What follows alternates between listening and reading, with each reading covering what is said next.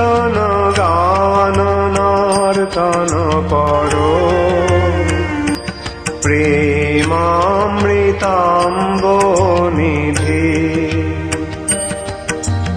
ধীরা ধীর জনা প্রিয় প্রিয় করো, নির্মাৎসর পূজিত শ্রী চৈতন্য কৃপাভর ভুবি ভুব ভারাবহন তারকো, বন্দে রূপ সনাতন রঘুযুগ শ্রীজীব গোপালকো।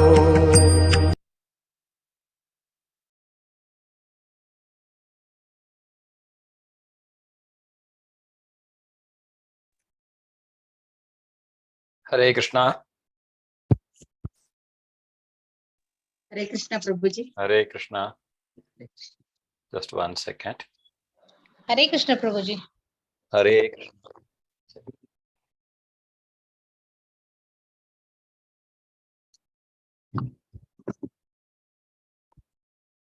हरे कृष्णा। ಎಲ್ರಿಗೂ ಒಮ್ಮೆ ಇವತ್ತಿನ ಕ್ಲಾಸ್ಗೆ ಸ್ವಾಗತ.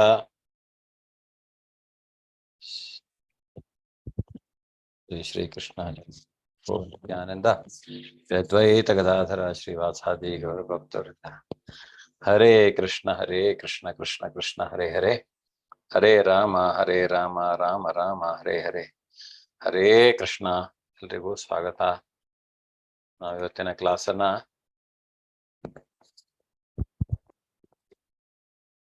ಸ್ಟಾರ್ಟ್ ಮಾಡೋಣ ಪ್ರಾರ್ಥನೆಗೆ.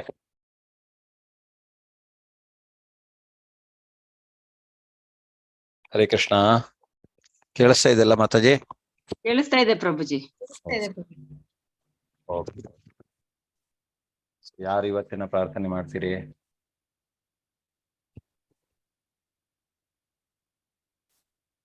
ಮಾಡ್ತೀನಿ ಪ್ರಭುಜಿ. ಹಾ ಮಾಡಿ.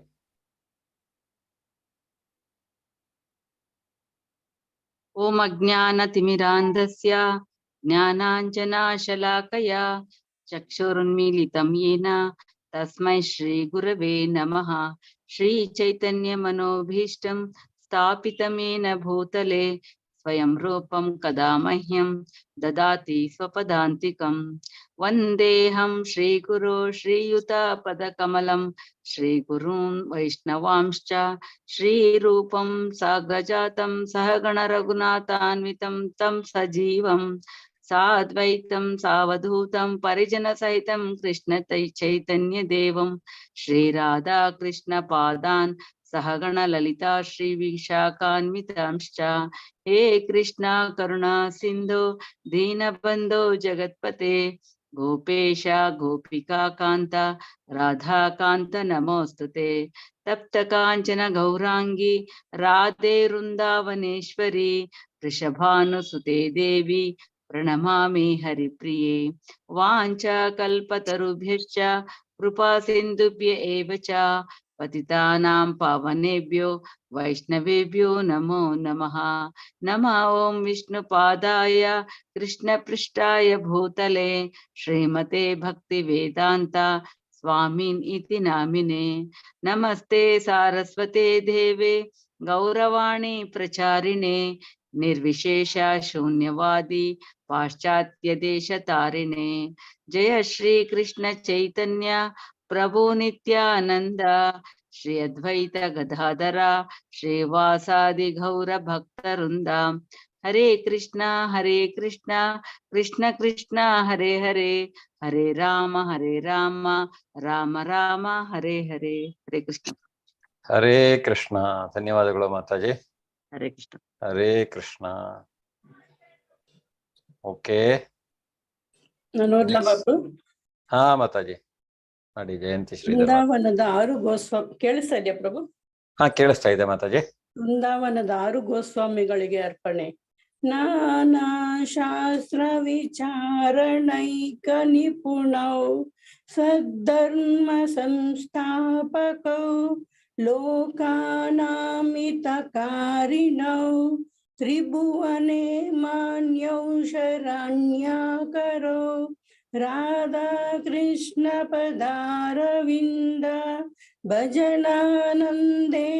मुक्तालिकौ मत्तालिकौ वन्दे रूप सनातनौ रघुयुगौ ಶ್ರೀಜೀವ ಗೋಪಾಲಕೌ.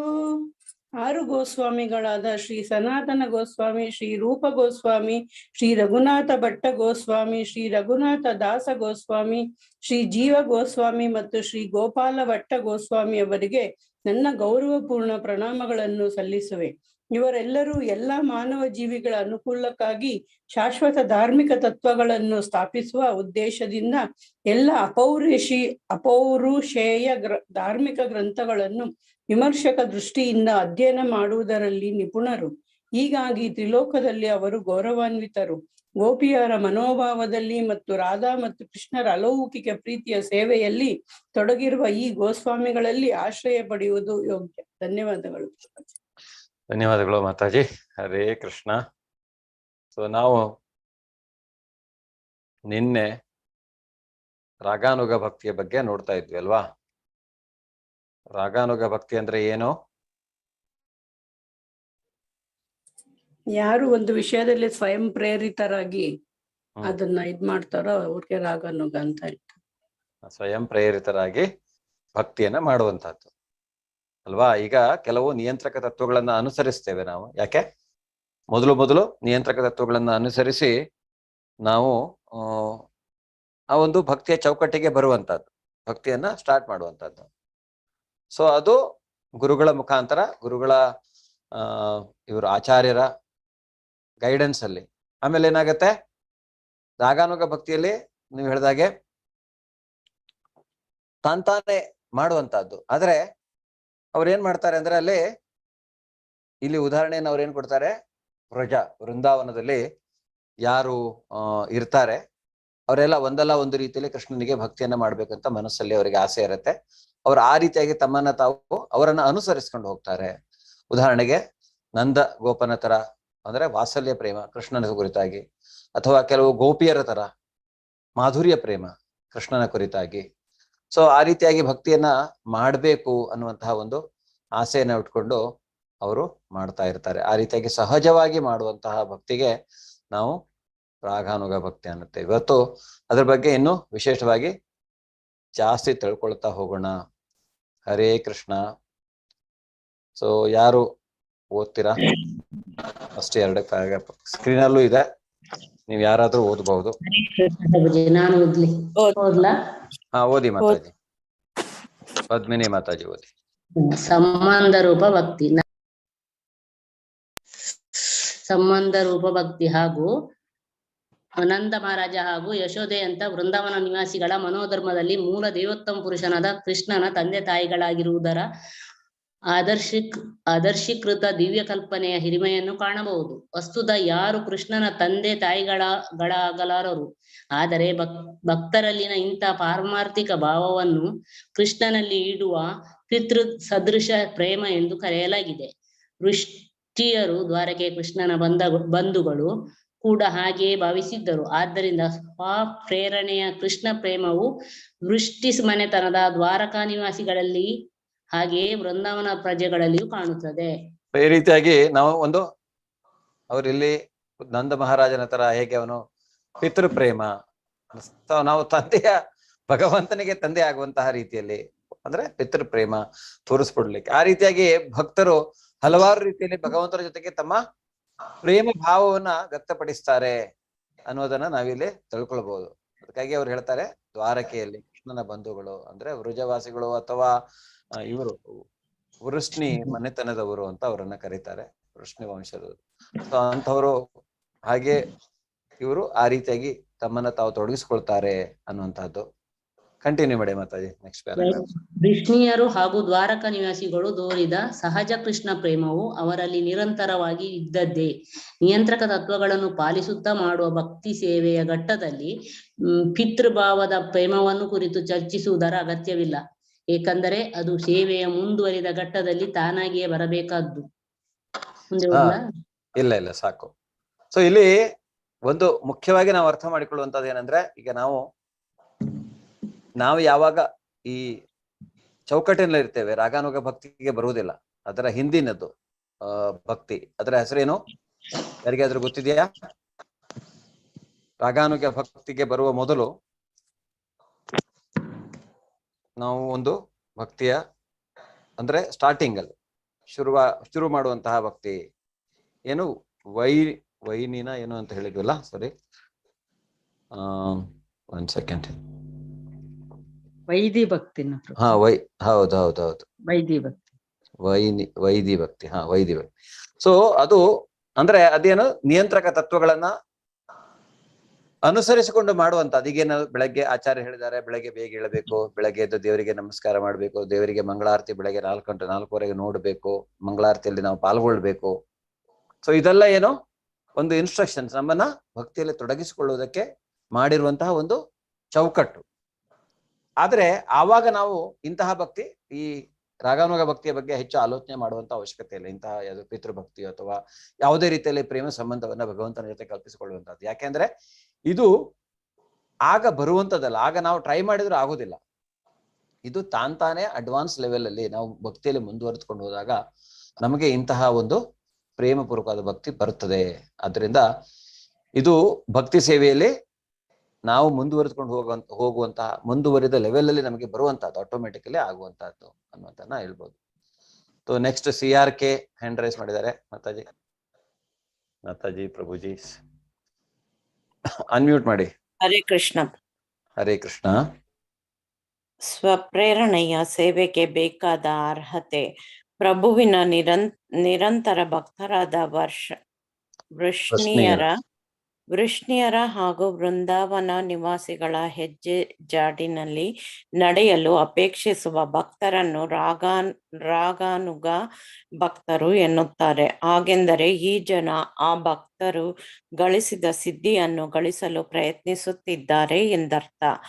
ಈ ರಾಗಾನುಗ ಭಕ್ತರು ಭಕ್ತಿ ಸೇವೆಯ ನಿಯಂತ್ರಕ ತತ್ವಗಳನ್ನು ಕಟ್ಟುನಿಟ್ಟಾಗಿ ಪಾಲಿಸುವುದಿಲ್ಲ. ಆದರೆ ಸ್ವಭಾವವು ಕಾರಣವಾಗಿ ಅವರು ನಂದ ಅಥವಾ ಯಶೋದೆಯರಂತಹ ನಿತ್ಯ ಭಕ್ತರಿಂದ ಆಕರ್ಷಿತರಾಗಿ ಅವರ ಹೆಜ್ಜೆ ಜಾಡಿನಲ್ಲಿ ನಡೆಯಲು ಸಹಜವಾಗಿಯೇ ಪ್ರಯತ್ನಿಸುತ್ತಾರೆ. ಬರುತ್ತಾ ಒಬ್ಬ ನಿರ್ದಿಷ್ಟ ಭಕ್ತನಾಗಬೇಕೆಂಬ ಆಸೆ ಪ್ರಬಲವಾಗುತ್ತದೆ. ಈ ಕ್ರಿಯೆಯನ್ನು ರಾಗಾನುಗ ಎಂದು ಕರೆಯುತ್ತಾರೆ. ಸೊ ಇಲ್ಲಿ ಒಂದು ಇಂಪಾರ್ಟೆಂಟ್ ಅಂದ್ರೆ, ಯಾವಾಗ ನಾವು ಆ ಲೆವೆಲ್ ಇರ್ತೇವೆ, ರಾಗಾನುಗ ಭಕ್ತಿಯನ್ನ ಮಾಡುವಂತಾರೋ ಅವರು ಒಂದು ನಿರ್ದಿಷ್ಟವಾಗಿ ಒಂದು ಭಕ್ತರನ್ನ ಫಾಲೋ ಮಾಡ್ತಾರೆ. ಅವರ ಹೆಜ್ಜೆಯ ಜಾಡನ್ನ ಅನುಸರಿಸಿಕೊಂಡು ಅವ್ರು ಹೇಗೆ ಮಾಡ್ತಾ ಇದ್ರು ಅದೇ ರೀತಿಯಾಗಿ ಇವರು ಮಾಡ್ಲಿಕ್ಕೆ ಪ್ರಯತ್ನ ಮಾಡುವಂತಹದ್ದು. ಸೊ ಆ ರೀತಿಯಾಗಿ ಅವರು ಒಂದು ನಿರ್ದಿಷ್ಟ ಆದ ನನಗೆ ಇಂತಹದೇ ಭಕ್ತನ ಆಗ್ಬೇಕು ಅನ್ನುವಂತಹದ್ದು ಅವರಲ್ಲಿ ಆಸೆ ಇರುತ್ತೆ ಅನ್ನೋದನ್ನ ಇಲ್ಲಿ ಹೇಳ್ತಾರೆ. ಸೊ ಆದ್ರಿಂದ ಅವರು ಈ ಏನ್ ನಾವು ಭಕ್ತಿ ಯೋಗದ ನಿಯಂತ್ರಕ ತತ್ವಗಳೇನಿದಾವೆ ಅದನ್ನ ಅವ್ರು ಹೆಚ್ಚಾಗಿ ಅನುಸರಿಸೋದಿಲ್ಲ. ಅಂದ್ರೆ ಈಗ ಫಾರ್ ಎಕ್ಸಾಂಪಲ್, ಈಗ ಬೆಳಗ್ಗೆ 4 ಗಂಟೆಗೆ ಹೋಗಿ ಆರತಿ ನೋಡ್ಬೇಕು, ಮೋಸ್ಟ್ಲಿ ಅವ್ರು ಆತರ ಎಲ್ಲ ಮಾಡ್ಲಿಕ್ಕಿಲ್ಲ.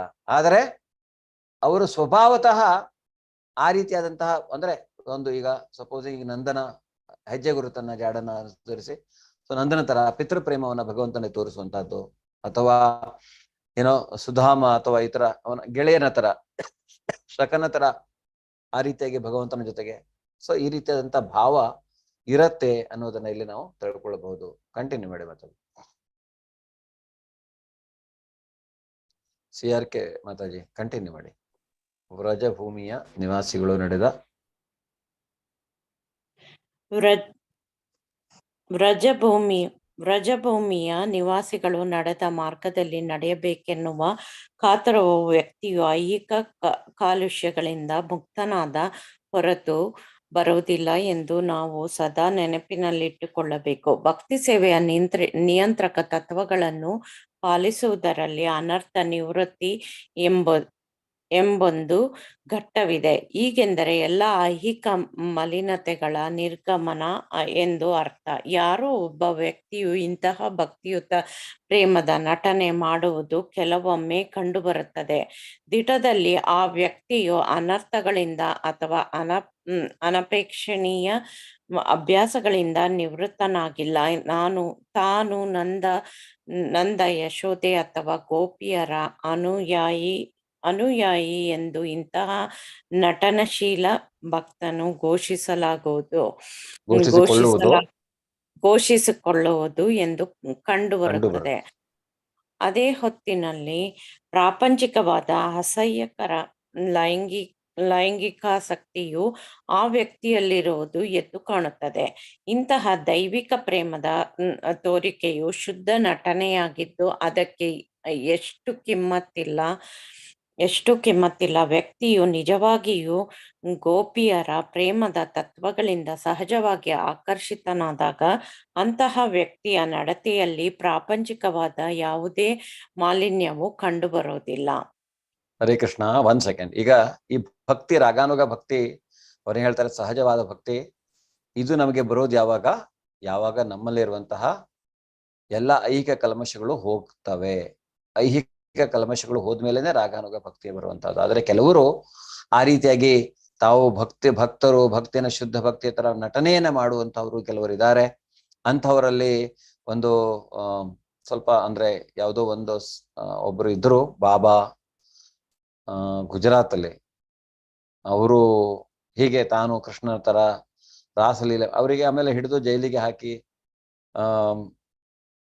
ಅಂದ್ರೆ ಇವರು ನಮ್ಮ ಭಕ್ತಿ ಸಿದ್ಧಾಂತ ಸರಸ್ವತಿ ಠಾಕೂರ್ ಸ್ವಾಮೀಜಿ ಅವರ ಮೊದಲು ಅವರು ಅಂದ್ರೆ ಯಾರೊಬ್ರು ಬ್ಯಾರಿಸ್ಟರ್ ಇದ್ರು, ಅವರು ಆಮೇಲೆ ಅವ್ರ ಹತ್ರ ಹೋಗಿ ಅವರು ಮಾಡ್ತಾ ಇರೋದು ತಪ್ಪು ಅಂತ ಗೊತ್ತಾಗಿ ಅವರನ್ನ ಅಂದ್ರೆ ಅರೆಸ್ಟ್ ಮಾಡಿಸಿ ಜೈಲಿನಲ್ಲಿ ಕೂರಿಸಿ ಆಮೇಲೆ ಅವರು ಜೈಲಿನಲ್ಲಿ ಆತ್ಮಹತ್ಯೆ ಮಾಡ್ಕೊಳ್ತಾರಂತೆ.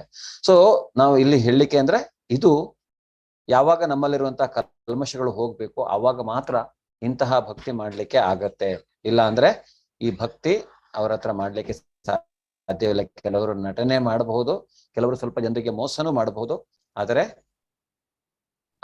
ಆ ರೀತಿಯಾಗಿ ಅವರಿಗೆ ಅಂದ್ರೆ ಏನಾಗತ್ತೆ ಅಂದ್ರೆ ಅವರಿಗೇನು ಇದಿಲ್ಲ, ಆಮೇಲೆ ಅವ್ರು ಮತ್ತೆ ಬೀಳ್ಬೇಕಾಗತ್ತೆ ಅನ್ನುವಂಥದ್ದನ್ನ ಇಲ್ಲಿ ನಾವು ತಿಳ್ಕೊಳ್ಬಹುದು. ಇದು ಅಂದ್ರೆ ಬರುವಂತಹದ್ದು ಯಾವಾಗ ಅದು ನೆಕ್ಸ್ಟ್ ಲೆವೆಲ್ ಅಲ್ಲಿ ಆಟೋಮೆಟಿಕಲಿ ಬರುವಂತಹದ್ದು, ಮತ್ತೆ ಹೃದಯ ಅನ್ನುವಂತಹದ್ದು ಶುದ್ಧವಾಗಿರುತ್ತೆ. ಕಂಟಿನ್ಯೂ ಮಾಡಿ ಮಾತಾಜಿ. ನೆಕ್ಸ್ಟ್.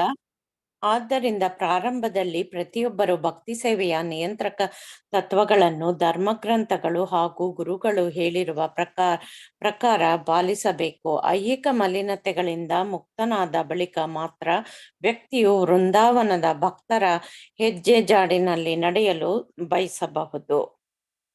ಸೊ ನಾವು ಈ ಭಕ್ತಿಯ ವಿಶೇಷತೆ ಹಾಗೆ. ಈ ರಾಗಾನುಗ ಭಕ್ತಿಯಲ್ಲಿ ನಾವು ಆತರ ಯಾರದಾದ್ರು ಹೆಜ್ಜೆ ಜಾಡಿನಲ್ಲಿ ನಾವು ನಡೆಯಬೇಕಂದ್ರೆ ನಾವು ಮೊದಲು ಆಂತರಿಕವಾಗಿ ಶುದ್ಧರಾಗಿರಬೇಕು, ಐಹಿಕ ಮಲಿನತೆಯಿಂದ ಮುಕ್ತರಾಗಿರಬೇಕು ಅನ್ನುವಂಥದ್ದು. ಅದು ಭಕ್ತಿಯ ನಿಯಂತ್ರಕ ತತ್ವಗಳನ್ನು ಅನುಸರಿಸಿ ಆಗುವಂತಹದ್ದು. ಆ ಐಹಿಕ ಮಲಿನತೆಯಿಂದ ನಾವು ಮುಕ್ತರಾಗುವಂತಹದ್ದು. ಓಕೆ, ನೆಕ್ಸ್ಟ್ ಯಾರಾದ್ರೂ ಓದ್ತೀರಾ? ಹರೇ ಕೃಷ್ಣ.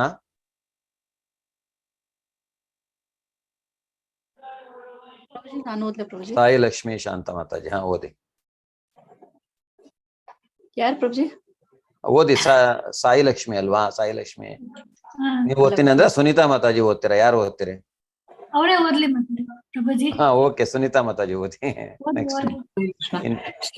ರೂಪ ಗೋಸ್ವಾಮಿಯವರು ಹೀಗೆನ್ನುತ್ತಾರೆ: ವ್ಯಕ್ತಿಯು ಐಹಿಕ ಕಾಲುಷ್ಯಗಳಿಂದ ನಿಜವಾಗಿಯೂ ಮುಕ್ತನಾದಾಗ ಅವನು ಬೃಂದಾವನದ ನಿತ್ಯ ಭಕ್ತನೊಬ್ಬನನ್ನು ಸದಾ ನೆನೆಯಬಹುದು. ಅವನಂತೆ ಕೃಷ್ಣನನ್ನು ಪ್ರೇಮಿಸಲು ಬಯಸಬಹುದು. ಇಂತಹ ಮನೋಧರ್ಮವನ್ನು ರೂಢಿಸಿಕೊಳ್ಳುವುದರ ಮೂಲಕ ಸದಾ ಮಾನಸಿಕವಾಗಿ ಕೂಡಿ ಬೃಂದಾವನದಲ್ಲಿ ವಾಸಿಸುತ್ತಾನೆ. ಈ ಮಾತಿನ ಭಾವಾರ್ಥ ಹೀಗುಂಟು: ಹಾಗೆ ಮಾಡುವುದು ಸಾಧ್ಯವಿದ್ದಲ್ಲಿ ವ್ಯಕ್ತಿಯು ದೈವಿಕವಾಗಿ ರುಜಭೂಮಿಯಿಂದ ಬೃಂದಾವನದಲ್ಲಿದ್ದು ಸದಾ ಪ್ರಭು ಸೇವೆಯಲ್ಲಿ ತೊಡಗಿರಬೇಕು. ದೈವಿಕವಾಗಿ ಬೃಂದಾವನದಲ್ಲಿರುವುದು ಸಾಧ್ಯವಿಲ್ಲದಿದ್ದಲ್ಲಿ ಅಲ್ಲಿದ್ದೇನೆಂದು ಮನಸ ಭಾವಿಸಿ ಧ್ಯಾನ ನಿರತರಾಗಬಹುದು. ವ್ಯಕ್ತಿಯು ಎಲ್ಲೇ ಇರಲಿ ಸದಾ ರುಜಭೂಮಿದ ಬದುಕನ್ನೇ ಕುರಿತು ಚಿಂತಿಸುತ್ತಿರಬೇಕು. ಹಾಗೆಯೇ ಪ್ರಭು ಸೇವೆಯ ಕಾಯಕದಲ್ಲಿ ನಿರ್ದಿಷ್ಟ ಭಕ್ತನೊಬ್ಬನ ಹೆಜ್ಜೆ ಜಾಡಿನಲ್ಲಿ ನಡೆಯುವುದನ್ನು ಕುರಿತು ಚಿಂತಿಸುತ್ತಿರಬೇಕು. ಸೊ ಇಲ್ಲಿ ಬೇಸಿಕಲಿ ಅವ್ರು ಹೇಳೋದೇನಂದ್ರೆ, ಯಾವಾಗ ನಮ್ಗೆ ಈ ತರ ಆಗತ್ತೆ, ನಾವು ವೃಂದಾವನದಲ್ಲಿ ವ್ರಜ ಭೂಮಿಯಲ್ಲಿ ನಾವು ವಾಸಿಸಬೇಕು ಅನ್ನುವಂತಹದ್ದು. ಆದ್ರೆ ಆ ರೀತಿ ನಮಗೆ ವಾಸ ಮಾಡ್ಲಿಕ್ಕೆ ಆಗದೆ ಇದ್ರು ಸಹಿತ ಅಟ್ಲೀಸ್ಟ್ ಮನಸ್ಸಿನಲ್ಲಿ ನಾವು ಥಿಂಕ್ ಮಾಡಬಹುದು, ಆಲೋಚನೆ ಮಾಡಬಹುದು, ಭಾವಿಸಬಹುದು, ಭಾವನಾತ್ಮಕವಾಗಿ ನಾವು ಹೇಳ್ಬಹುದು, ಓಕೆ ನಾನು ವೃಂದಾವನದಲ್ಲಿ ಇದ್ದೇನೆ ಅನ್ನುವಂತಹ ತಿಳಿದು ಭಗವಂತನ ಸೇವೆಯಲ್ಲಿ ಅವರು ನಿರತರಾಗಬಹುದು. ದೈಹಿಕವಾಗಿ ಅವರು ಇಲ್ಲದೆ ಇದ್ರು ಸಹಿತ ಮಾನಸಿಕವಾಗಿ ಅವರು ಅಲ್ಲಿರಬಹುದು ಅನ್ನುವಂಥದ್ದು. ಅದರಿಂದ ಅವರು ಮನಸ ಭಾವಿಸಿ ಧ್ಯಾನ ನಿರತರಾಗಬಹುದು ಅನ್ನುವಂಥ ಹೇಳ್ತಾರೆ. ಕಂಟಿನ್ಯೂ ಮಾತಾಜಿ. ಹರೇ ಕೃಷ್ಣ. ಕೃಷ್ಣ ಪ್ರಜ್ಞೆಯಲ್ಲಿ ವಾಸ್ತವವಾಗಿ ಮುಂದುವರೆದಿದ್ದು ಸದಾ ಕೃಷ್ಣ ಭಕ್ತಿಯಲ್ಲಿ ನಿರತನಾದ ವ್ಯಕ್ತಿಯು ಸಿದ್ಧಿ ಗಳಿಸಿದ್ದಾಗ್ಯೂ ತನ್ನನ್ನು ಪ್ರದರ್ಶನಕ್ಕಿಟ್ಟುಕೊಳ್ಳಬಾರದು. ತನ್ನ ಐಹಿಕ ದೇಹವಿರುವ ತನಕ ಸದಾ ಪ್ರಾರಂಭಿಕ ಭಕ್ತನಂತೆಯೇ ನಡೆಯುವುದನ್ನು ಮುಂದುವರಿಸಬೇಕು. ನಿಯಂತ್ರಿತ ತತ್ವಾನುಸಾರ ನಡೆಯುವ ಭಕ್ತಿ ಸೇವಾ ಕಾರ್ಯಗಳನ್ನು ಶುದ್ಧ ಭಕ್ತನು ಕೂಡ ಅನುಸರಿಸಬೇಕು. ಆದರೆ ಪ್ರಭುನೊಡನೆ ಅವನಿಗಿರುವ ನಿಜವಾದ ನಂಟಿನ ಸ್ಥಾನವನ್ನು ಅರಿತುಕೊಂಡಾಗ ಅವನು ನಿಯತ ಸೇವೆಯನ್ನು ಮುಂದುವರಿಸುವುದರ ಜೊತೆಗೆ ಈ ಕಾರ್ಯದಲ್ಲಿರುವ ಪ್ರಭುವಿನ ನಿರ್ದಿಷ್ಟ ಸಂಗತಿಯೊಬ್ಬನ ಮಾರ್ಗದರ್ಶನದಲ್ಲಿ ತನ್ನಲ್ಲಿಯೇ ಪ್ರಭುವನ್ನು ಕುರಿತು ಚಿಂತಿಸಬಹುದು. ಆ ಸಂಗತಿಯನ್ನು ಅನುಸರಿಸುವ ಮೂಲಕ ತನ್ನ ಪಾರಮಾರ್ಥಿಕ ಭಾವನೆಯನ್ನು ಬಲಪಡಿಸಿಕೊಳ್ಳಬಹುದು ಸಂಗಾತಿಯನ್ನು. ಓಕೆ, ಅಂದ್ರೆ ಇಲ್ಲಿ ಭಕ್ತಿ ಸೇವೆಯಲ್ಲಿ ನಿರತನಾದ ವ್ಯಕ್ತಿಯು ಆಗ ಕೆಲವೊಂದು ಟೈಮ್ ಏನಾಗುತ್ತೆ, ಈಗ ನಾವು ಭಕ್ತಿ ಸೇವೆಯಲ್ಲಿ ಹೀಗೆ ಮುಂದುವರಿಸ್ಕೊಂಡು ಹೋದಾಗ ರಾಗಾನುಗ ಭಕ್ತಿ ನಮಗೆ ಒಂದು ರೀತಿಯಾದಂತಹ ಏನು ತಂತಾನೆ ಭಗವಂತನಲ್ಲಿ ಭಕ್ತಿ ಬರುತ್ತೆ. ನಾನು ಭಗವಂತನಿಗೆ ಆ ರೀತಿ ಮಾಡ್ಬೇಕು, ನಾನು ಭಗವಂತನಿಗೆ ಈ ರೀತಿ ಮಾಡ್ಬೇಕು, ನಾನು ಭಗವಂತನಿಗೆ ಅಂದ್ರೆ ಪ್ರತಿನಿತ್ಯ ಪೂಜೆ ಮಾಡ್ಬೇಕು, ಭಗವಂತನಿಗೆ ಅಲಂಕಾರ ಮಾಡ್ಬೇಕು, ಭಗವಂತನಿಗೆ ಕುರಿತಾಗಿ ಏನಾದ್ರೂ ಸೇವೆ ಮಾಡ್ಬೇಕು, ಅದು ಬರತ್ತೆ. ಅದು ಇಲ್ಲದೇನೆ ಇರ್ಲಿಕ್ಕೆ ಸಾಧ್ಯ ಇಲ್ಲ ಅವರಿಗೆ. ಆ ತರದ ಭಗವಂತನ ಕುರಿತಾಗಿ ತಾನು ಮಾಡದೆ ಸೇವೆ ಮಾಡದೆ ಇರ್ಲಿಕ್ಕೆ ಅವರಿಗೆ ಸಾಧ್ಯವಿಲ್ಲ. ಸೊ ಆ ರೀತಿಯಾದಂತಹ ಒಂದು ಪರಿಸ್ಥಿತಿ ಅವ್ರು ಇರ್ತಾರೆ. ಆದರೆ ಇಲ್ಲಿ ಏನ್ ಹೇಳ್ತಾ ಇದ್ದಾರೆ ಅಂದ್ರೆ, ಆತರ ಇದ್ದಾಗ್ಲೂ ಸಹಿತ ನಾವು ಅವರು ಏನ್ ಮಾಡ್ಬೇಕಂದ್ರೆ ನಿಯಂತ್ರಕ ತತ್ವಗಳ ಜೊತೆಗೆ ಅದನ್ನ ಈ ಶರೀರದಲ್ಲಿ ಅವರು ಇರುವ ತನಕ ಅವರು ಆ ತತ್ವಗಳನ್ನ ಮುಂದುವರಿಸಿಕೊಂಡು ಹೋಗುವಂತಹದ್ದು ಅಂತ. ಬೆಳಿಗ್ಗೆ ಅಂದ್ರೆ ಬೇಗ ಏಳಬೇಕು, ಮತ್ತೆ ಹೇಗೆ ಭಗವಂತನ ಕುರಿತಾಗಿ ಎಲ್ಲ ಸೇವೆಯನ್ನ ಮಾಡಬೇಕು, ಭಕ್ತರ ಮತ್ತೆ ಯಾರಾದ್ರೂ ವ್ರಜಭೂಮಿಯಲ್ಲಿ ಯಾರು ಮಾರ್ಗದರ್ಶನ ಆಗಿರ್ತಾರೋ ಅವರನ್ನ ಅನುಸರಿಸಬೇಕು ಅನ್ನುವಂತಹದ್ದು. ಸೊ ಅವರ ಮಾರ್ಗದರ್ಶನದಲ್ಲಿ ಅವ್ರು ಇರ್ಬೇಕು ಅನ್ನೋದನ್ನ ಇಲ್ಲಿ ಅವರು ನಮಗೆ ಹೇಳ್ತಾರೆ. ಸೊ ಒಂದು ರೀತಿಯಾದಂತಹ ಒಂದು ಬರುತ್ತೆ, ನಾವು ತುಂಬಾ ಜನರಿಗೆ ನೋಡಿದ್ದೇವೆ ಭಕ್ತಿಯಲ್ಲಿ ಅವರಿಗೆ ಭಗವಂತನ ಸೇವೆ ಬಿಟ್ರೆ ಬೇರೆ ಏನು ಕಾಣಿಸೋದೇ ಇಲ್ಲ, ಮತ್ತೆ ಯಾವ್ದ್ರ ಮೇಲೆ ಅಷ್ಟು ಇಂಟ್ರೆಸ್ಟೂ ಇರೋದಿಲ್ಲ. ಸೊ ಅದು ಒಂದು ನಾವು ರಾಗಾನುಗ ಭಕ್ತಿ ಅಂದ್ರೆ ಏನ್ ಮಾಡಿದ್ರು ನಾನು ದೇವರಿಗೆ ಮಾಡ್ತೇನೆ, ಬೇರೆ ಏನೂ ಇಲ್ಲ ಅಂದ್ರೆ ಆತರ ಕೆಲವರು ಅಂದ್ರೆ ಇರತ್ತೆ. ಐಹಿಕ ಇದ್ರ ಬಗ್ಗೆ ಯಾವುದೇ ರೀತಿಯಾದಂತಹ ಆಕರ್ಷಣೆ ಅನ್ನೋದು ಅವರಲ್ಲಿ ಇರುವುದಿಲ್ಲ. ಓಕೆ ಮಾತಾಜಿ, ಕಂಟಿನ್ಯೂ ಮಾಡಿ. ಈ ಸಂಬಂಧದಲ್ಲಿ ಈ ಸಂಬಂಧದಲ್ಲಿ ಸಿದ್ಧ ಪ್ರಣಾಳಿ ಎಂದು ಯಾವುದನ್ನು ಕರೆಯುತ್ತಾರೋ ಅದರ ವಿಷಯದಲ್ಲಿ ನಾವು ಜಾಗರೂಕರಾಗಿರಬೇಕು. ತಮ್ಮದೇ ಆದ ಭಕ್ತಿ ಸೇವೆಯು ಮಾರ್ಗವೊಂದನ್ನು ಸೃಷ್ಟಿಸಿಕೊಂಡಿರುವ ಪ್ರಮಾಣೀಕೃತರಲ್ಲದ ಒಂದು ಮಾರ್ಗದ ಜನರು ಈ ಸಿದ್ಧ ಪ್ರಣಾಳಿ ಪ್ರಕ್ರಿಯೆಯನ್ನು ಅನುಸರಿಸುತ್ತಾರೆ. ತಾವು ಪ್ರಭುವಿನ ನಿಕಟ ಸಂಗತಿಗಳು ಎಂದು ಭಾವಿಸಿದ ಮಾತ್ರಕ್ಕೆ ಹಾಗಾಗಿ ಬಿಟ್ಟಿರುವುದಾಗಿ ಈ ಜನ ಕಲ್ಪಿಸಿಕೊಳ್ಳುತ್ತಾರೆ. ಈ ಭಾವ್ಯಾಚರಣೆಯು ನಿಯಂತ್ರಕ ತತ್ವಗಳನ್ನು ಹೇಳಿದಂತೆ ಇಲ್ಲ. ಸಿದ್ಧ ಪ್ರಣಾಳಿ ಎಂದು ಕರೆಸಿಕೊಳ್ಳುವ ಪ್ರಕ್ರಿಯೆಯನ್ನು ಪ್ರಕೃತಿ ಸಹಜೀಯ ಅಥವಾ ವೈಷ್ಣವರು ಎಂದು ಹುಸಿಯಾಗಿ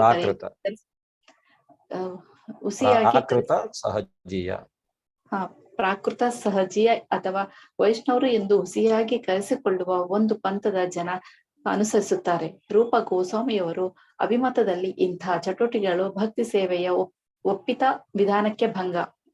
ಸೊ ಕೆಲವರು ಈ ಸಿದ್ಧ ಪ್ರಣಾಳಿ ಅಂತ ಅವರನ್ನ ಕರೀತಾರೆ. ಯಾಕೆಂದ್ರೆ ಅವರು ಏನಾಡ್ತಾರೆ ಅಂದ್ರೆ ಏನೋ ಒಂದು ತಾನೇ ಸಿದ್ಧಿ ಏನೋ ಪಡ್ಕೊಂಡಿದ್ದೇನೆ ಅಂತ ತಮ್ಮದೇ ಆದ ಒಂದು ರೀತಿಯಾದಂತ ಅವ್ರು ಯಾವುದೇ ಒಂದು ಪರಂಪರೆಗೆ ಸೇರಿರುವಂತವರಲ್ಲ. ಅವರು ಜನರನ್ನ ಮಿಸ್ಗೈಡ್ ಮಾಡ್ತಾರೆ. ಅಂತವ್ರ ಬಗ್ಗೆ ನಾವು ಜಾಗೃತರಾಗಿರಬೇಕು ಅನ್ನೋದನ್ನ ಇಲ್ಲಿ ಹೇಳ್ತಾರೆ. ಅವ್ರಂದ್ರೆ ಅವರು ಹೇಗೆ ಅವ್ರು ಏನು ಹೇಳುವಂತ ಇಲ್ಲ, ಅವರನ್ನ ನಾವು ಅನುಸರಿಸಬಾರದು ಅನ್ನುವಂಥದ್ದು. ಆ ತರದ ಕೆಲವರು ಪಂಥಗಳು ಇದ್ದಾರೆ, ತಾವೇ ವೈಷ್ಣವರು ಅಂತ ಕರೆಸ್ಕೊಳ್ತಾರೆ. ಆದ್ರೆ ಅವರು ಸುಳ್ಳು ಇದನ್ನ ಮಾಡ್ತಾರೆ ಅನ್ನುವಂಥದ್ದನ್ನ ಅವರಿಲ್ಲಿ ಹೇಳ್ತಾರೆ. ಸೊ ಅದು ಸಿದ್ಧ ಪ್ರಣಾಳಿ ಅಂತ ಅವರು ತಮ್ಮದೇ ಆದಂತಹ ಒಂದು ಸಿದ್ಧಾಂತವನ್ನ ಇದು ಮಾಡುವಂತಹದ್ದು, ಪುಷ್ ಮಾಡುವಂತಹದ್ದು. ಸಹಜೀಯ ಅಂತ ಏನ್ ಹೇಳಿದ್ರ ಪ್ರಭುಜಿ? ಕೃಷ್ಣ ಅಲ್ಲ Sorry. ಸಹಜ ಅಲ್ಲ, ಸಹಜೀಯ ಅಂತಂದ್ ಏನು ಹೇಳಿದ್ರಲ್ಲ? ಇಲ್ಲಿ ಹಿಂದೆ ಬರುತ್ತಲ್ಲ ಅದು, 1 ಸೆಕೆಂಡ್. ಸಹಜೀಯ, 1 ಸೆಕೆಂಡ್.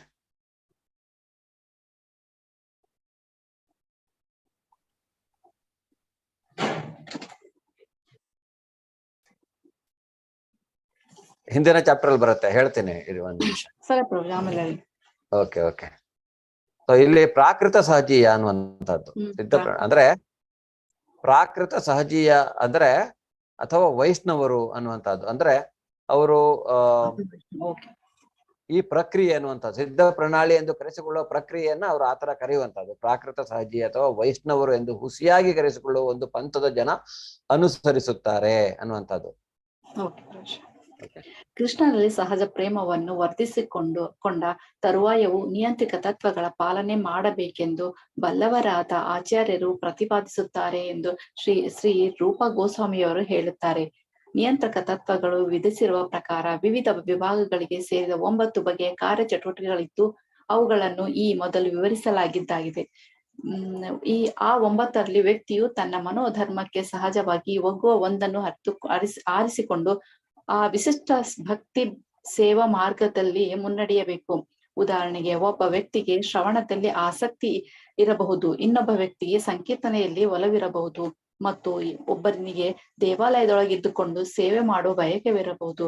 ಈ 3ರಲ್ಲಿ ಒಂದನ್ನಾಗಲಿ ಇಲ್ಲವೇ ಉಳಿದ 6ರಲ್ಲಿ ಒಂದು ನಿರ್ದಿಷ್ಟ ಬಗೆಯ ಭಕ್ತಿ ಸೇವೆಯನ್ನು ಸ್ಮರಣೆ, ಸೇವೆ, ಪ್ರಾರ್ಥನೆ, ವಿಶಿಷ್ಟ ಸೇವೆಯೊಂದರಲ್ಲಿ ತನ್ಮಯತೆ, ಮೈತ್ರಿ ಭಾವದಲ್ಲಿ ಇರುವುದು ಮತ್ತು ತನ್ನ ಸರ್ವಸ್ವವನ್ನು ಪ್ರಭುವಿಗರ್ಪಿಸುವುದು ಸಂಪೂರ್ಣ ಶ್ರದ್ಧೆಯಿಂದ ಮಾಡಬೇಕು. ಹೀಗೆ ಪ್ರತಿಯೊಬ್ಬನು ತನ್ನ ವಿಶಿಷ್ಟ ಅಭಿರುಚಿಗೆ ಅನುಗುಣವಾಗಿ ವರ್ತಿಸಬೇಕು. ಹರೇ ಕೃಷ್ಣ.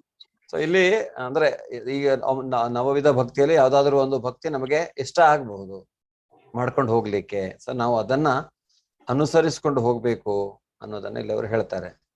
ಸೊ ಒಬ್ಬೊಬ್ಬರಿಗೆ ಒಂದೊಂದರ ಅಂತ, ಒಬ್ಬರಿಗೆ ಬರೀ ಕೇಳಬೇಕು ಅನ್ಸುತ್ತೆ, ಅವ್ರು ಕೇಳಬೇಕು, ಎಷ್ಟು ಭಗವಂತನ ಕುರಿತಾಗಿ ಶ್ರವಣವನ್ನ ಮಾಡಬೇಕು. ಕೆಲವರು ಸಂಕೀರ್ತನೆ, ಕೆಲವರಿಗೆ ಭಗವಂತನ ಕುರಿತಾಗಿ ಅವನ ಲೀಲೆಗಳನ್ನ ಹಾಡಿನ ಮುಖಾಂತರ ಹೇಳ್ಬೇಕನ್ಸುತ್ತೆ, ಅಥವಾ ಕೆಲವರಿಗೆ ನೃತ್ಯ ಸೇವೆ. ನಮಗೆ ಯಾವುದು ಅತ್ಯಂತ ನಾವು ಭಕ್ತಿಯಿಂದ ಮಾಡ್ತೇವೋ ಅದನ್ನ ನಾವು ಮಾಡ್ಬೇಕು, ತನ್ಮಯರಾಗಿ ಆ ರೀತಿಯಾದಂತಹ ಸೇವೆಯನ್ನ ಭಗವಂತನಿಗೆ ಮಾಡಬೇಕು ನಾವು ಅನ್ನೋದನ್ನ ಇಲ್ಲಿ ಅವರು ಹೇಳ್ತಾರೆ. ಸೊ ಈ 9 ನವವಿಧ ಭಕ್ತಿಯಲ್ಲಿ ಅಂತಹ ಒಂದು ಭಕ್ತಿಯನ್ನ ನಾವು ಮಾಡ್ಕೊಂಡು ಹೋಗ್ಬಹುದು. ಹೀಗೆ ಪ್ರತಿಯೊಬ್ಬನಿಗೂ ತನ್ನ ವಿಶಿಷ್ಟ ಅಭಿರುಚಿಗೆ ಅನುಗುಣವಾಗಿ ವರ್ತಿಸಬೇಕು ಅನ್ನುವಂಥದ್ದು. ಓಕೆ, ನೆಕ್ಸ್ಟ್ ಯಾರು ಓದ್ತೀರಾ? ಸಾಯಿ ಲಕ್ಷ್ಮಿ ಮಾತಾಜಿ ಓದ್ತೀರಾ? ಹರೇ ಕೃಷ್ಣ. ಹರೇ ಕೃಷ್ಣ ಮಾತಾಜಿ ಇದ್ದೀರಾ? ಇಲ್ಲ ಬೇರೆ? ನೆಕ್ಸ್ಟ್ ಬೇರೆ ಯಾರಾದ್ರೂ ಓದ್ತೀರಾ? ಪ್ರಭು. ಹಾ, ಓದಿ ಮಾತಾಜಿ.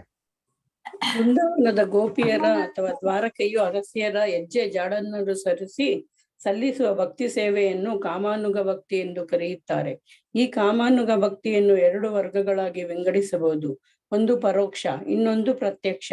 ಈ 2 ವರ್ಗಗಳ ವಿಚಾರದಲ್ಲೂ ಗೋಲೋಕ ವೃಂದಾವನದಲ್ಲಿ ಇಂತಹ ಸೇವಾಮಗ್ನಳಾಗಿದ್ದ ನಿರ್ದಿಷ್ಟ ಗೋಪಿಯನ್ನು ಅನುಸರಿಸಿ ನಡೆಯಬೇಕು. ಮಧುರ ಪ್ರೇಮ ಭಾವದಲ್ಲಿ ದೇವೋತ್ತಮ ಪರಮಪುರುಷನೊಂದಿಗೆ ಪ್ರತ್ಯಕ್ಷವಾಗಿ ಒಂದಾಗಿರುವುದನ್ನು ತಾಂತ್ರಿಕ ಪರಿಭಾಷೆಯಲ್ಲಿ ಕೇಲಿ ಎಂದು ಕರೆಯುತ್ತಾರೆ. ಕೇಲಿ ಎಂದರೆ ದೇವೋತ್ತಮ ಪರಮಪುರುಷನಲ್ಲಿ ಪ್ರತ್ಯಕ್ಷನಾಗಿ ಒಂದಾಗಿರುವುದೇ ಆಗಿದೆ. ಪರಮಪುರುಷನೊಂದಿಗೆ ಇಂತಹ ನೇರ ಸಂಪರ್ಕ ಇಷ್ಟಪಡದ ಭಕ್ತರು ಕೆಲವರಿದ್ದಾರೆ. ಭಗವಂತನು ಗೋಪಿಯರೊಂದಿಗೆ ನಡೆಸುವ ಪ್ರೇಮ ವ್ಯಾಪಾರವನ್ನು ಈ ಜನ ಇಷ್ಟಪಡುತ್ತಾರೆ. ಈ ತೆರನ ಭಕ್ತರು ಭಗವಂತ ಹಾಗೂ ಗೋಪಿಯರ ನಡುವಣ ಪ್ರೇಮ ವ್ಯವಹಾರಗಳನ್ನು ಕುರಿತು ಕೇಳಿಯೇ ಸಂತೋಷ ಪಡುತ್ತಾರೆ. ನೆಕ್ಸ್ಟ್ ಓದ್ಲಾ ಪ್ರಭು? ಕೇಳಿಯ. ಹರೇ ಕೃಷ್ಣ. 1 ಸೆಕೆಂಡ್. ಕಾಮಾನುಗ ಭಕ್ತಿಯ ಬಗ್ಗೆ ಅವರಲ್ಲಿ ಎಕ್ಸ್ಪ್ಲೇನ್ ಮಾಡ್ತಾ ಇರುವಂತದ್ದು ಏನಂದ್ರೆ, ಇದು ಗೋಪಿಯರ ಕುರಿತಾದಂತಹ ಒಂದು ಪ್ರೇಮ ಭಕ್ತಿ, ಭಗವಂತನ ಮೇಲೆ ಇರುವಂತಹದ್ದು. ಸೊ ಇಲ್ಲಿ ಅದನ್ನ ಒಂದು ಪ್ರತ್ಯಕ್ಷವಾಗಿ ಮಾಡುವಂತಹದ್ದು, ಒಂದು ಪರೋಕ್ಷ ಅಂದ್ರೆ ಭಗವಂತನ ಜೊತೆಗೆ ನೇರ ಸಂಪರ್ಕದಲ್ಲಿ ಇರುವಂತಹದ್ದು. ಇನ್ನೊಂದು ನೇರ ಸಂಪರ್ಕದಲ್ಲಿ ಇರದೇ ಇರುವಂತಹದ್ದು ಅಂತ, ಪ್ರತ್ಯಕ್ಷವಾಗಿ ಭಗವಂತರ ಜೊತೆಗೆ ಇರುವಂತಹದ್ದು ಅಂತ. ಮಧುರ ಪ್ರೇಮ ಭಾವದಲ್ಲಿ ದೇವೋತ್ತಮ ಪರಮಪುರುಷನೊಂದಿಗೆ ಪ್ರತ್ಯಕ್ಷವಾಗಿ ಒಂದಾಗಿರುವುದನ್ನು ಇದನ್ನ ನಾವು ಕೇಲಿ ಅಂತ ಕರೀತಾರೆ.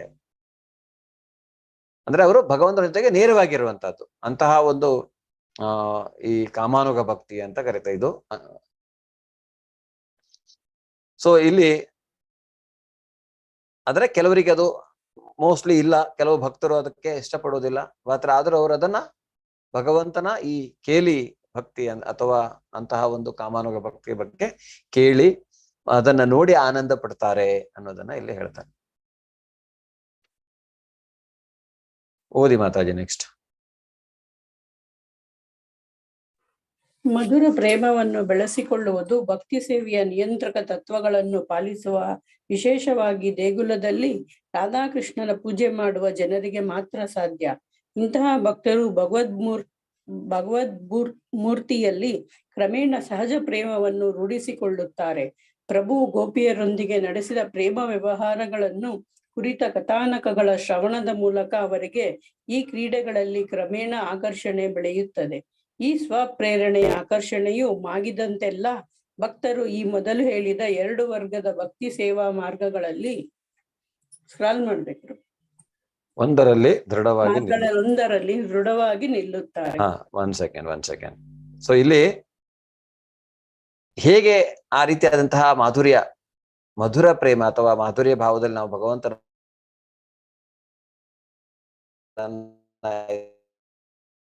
ಮಾಡ್ಬೋದು ಅಂದ್ರೆ ರಾಧಾಕೃಷ್ಣರಿಗೆ ಪೂಜೆಯನ್ನ ಮಾಡ್ತಾ ಆ ರೀತಿಯಾದ ಒಂದು ಪ್ರೇಮ ಭಗವಂತನ ಕುರಿತಾಗಿ ಬರತ್ತೆ. ಅವ್ರೇನ್ ಮಾಡ್ತಾರೆ, ಅವ್ರೇನ್ ಮಾಡ್ತಾರೆ, ಹೀಗೆ ಕೇಳಿಸ್ಕೊಳ್ತಾರೆ ಭಗವಂತನ ರಾಸಲೀಲೆಗಳ ಬಗ್ಗೆ, ಅವನ ಪಾಸ್ಟ್ ಟೈಮ್ಸ್, ಕೃಷ್ಣನ ಅಂದ್ರೆ ಅವನ ಎಲ್ಲಾ ಲೀಲೆಗಳ ಬಗ್ಗೆ ಅವರು ಕೇಳಿಕೊಂಡು ಅದರ ಮೂಲಕ ಅವ್ರಿಗೇನಾಗತ್ತೆ, ನಾನು ಅಂದ್ರೆ ಇದು ರಾಗಾನುಗ ಭಕ್ತಿ ಅಥವಾ ಕಾಮಾನುಗ ಭಕ್ತಿಯಲ್ಲಿ ಬರುವಂತದ್ದು. ನಾನು ಸಹಿತ ಆ ರೀತಿಯಾಗಿ ಭಗವಂತನ ಜೊತೆಗೆ ಸಂಪರ್ಕ ಸಾಧಿಸಬೇಕು ಅನ್ನುವಂಥ ಸ್ವಪ್ರೇರಣೆ ಆಕರ್ಷಣೆ ಮಾಗಿದಂತೆಲ್ಲ ಅಂತಹ ಒಂದು ಆಕರ್ಷಣೆ ಪರಿಪಕ್ವವಾಗ್ತಾ ಬರುತ್ತೆ ಅನ್ನುವಂಥದ್ದು. ಮಾಗೋದಂದ್ರೆ ಏನೋ ಹಣ್ಣಾಗುವಂಥದ್ದು ಅಂತ, ಅಂದ್ರೆ ಅಷ್ಟು ಇಂಟೆನ್ಸ್ ರೀತಿಯಾದಂತಹ ಭಗವಂತನ ಮೇಲೆ ಪ್ರೇಮ ಬರುವಂತಹದ್ದು. ಸೊ ಇದು 2 ವರ್ಗದಲ್ಲಿ, ಒಂದು ಪ್ರತ್ಯಕ್ಷವಾಗಿ ಅಥವಾ ಪರೋಕ್ಷವಾಗಿ, ಒಂದರಲ್ಲಿ ಅವರು ದೃಢವಾಗಿ ನಿಲ್ತಾರೆ ಅನ್ನುವಂಥದ್ದು. ಮಾಡಿ ಮಾತಾಜಿ, ಕಂಟಿನ್ಯೂ ಮಾಡಿ.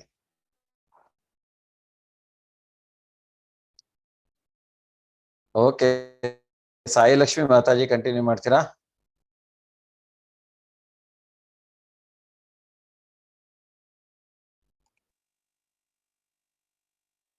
ಓದ್ತೀನಿ ಪ್ರಭುಜಿ. ಹಾ ಓದಿ, ಚಂದ್ರಿಕಾ ಮಾತಾಜಿ ಓದಿ. ಕೃಷ್ಣನಲ್ಲಿ ಓದ್ಲ ಪ್ರಭುಜಿ?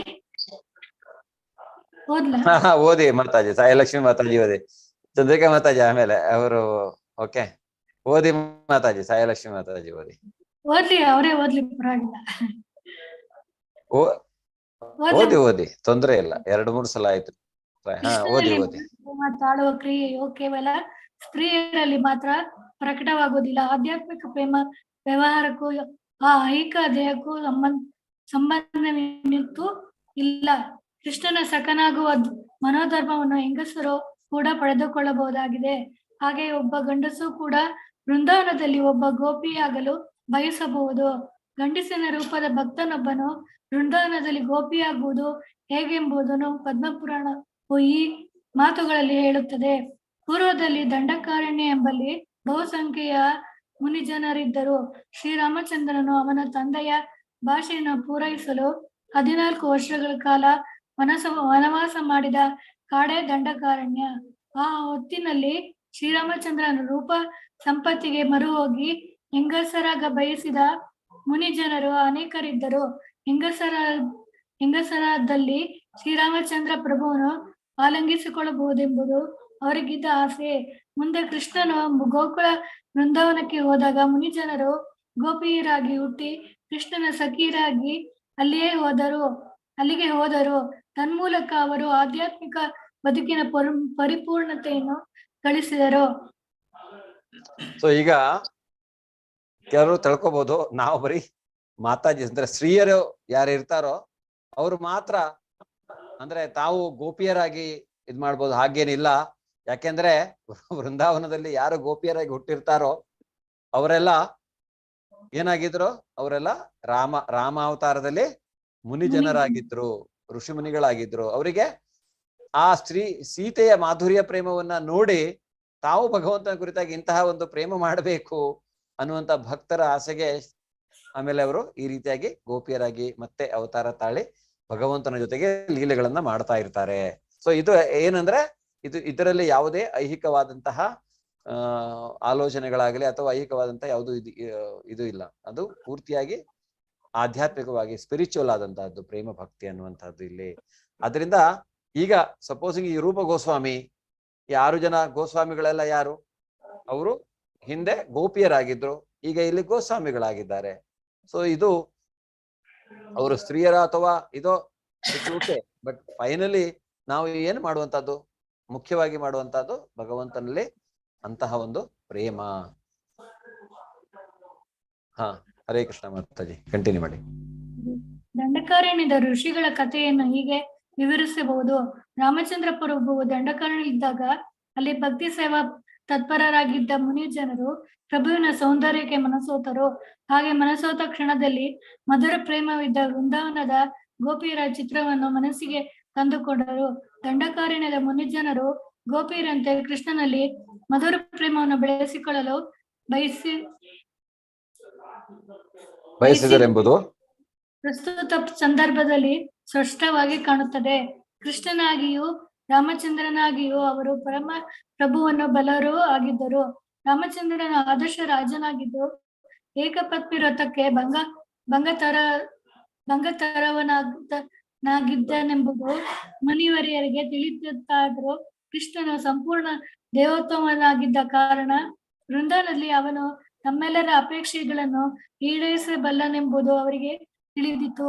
ಭಗವಾನ್ ಕೃಷ್ಣನ ರೂಪವು ಪ್ರಭು ರಾಮಚಂದ್ರನ ರೂಪಕ್ಕಿಂತ ಆಕರ್ಷಣವಾದದ್ದು ದಂಡಕಾರಣ್ಯದ ಮುನಿಜನರು ನಿರ್ಧರಿಸಿದರು. ಆದ್ದರಿಂದ ಮುಂದಿನ ಜನ್ಮಕ್ಕೆ ಕೃಷ್ಣನ ಸಖಿಯರಾಗಬೇಕೆಂಬ ಆಸೆಯಿಂದ ಗೋಪಿಯರಾಗಿ ಹುಟ್ಟಬೇಕೆಂಬುದು ಪ್ರಾರ್ಥಿಸಿದರು.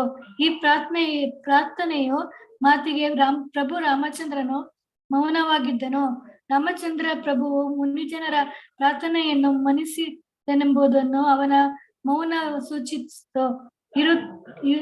ಇರುತ್ತಾ ಮುಂದಿನ ಜನ್ಮದಲ್ಲಿ ಕೃಷ್ಣನ ಸಖಿಯರಾಗಿರುವ ವರವು ಮುನಿಜನರಿಗೆ ಸಿಕ್ಕಿತು. ಈ ವರದ ಫಲವಾಗಿ ಆ ಮುನಿಜನರೆಲ್ಲರೂ ಗೋಕುಲದ ಗೋಪಿಯರ ಗರ್ಭದಲ್ಲಿ ಜನ್ಮಿಸಿದರು.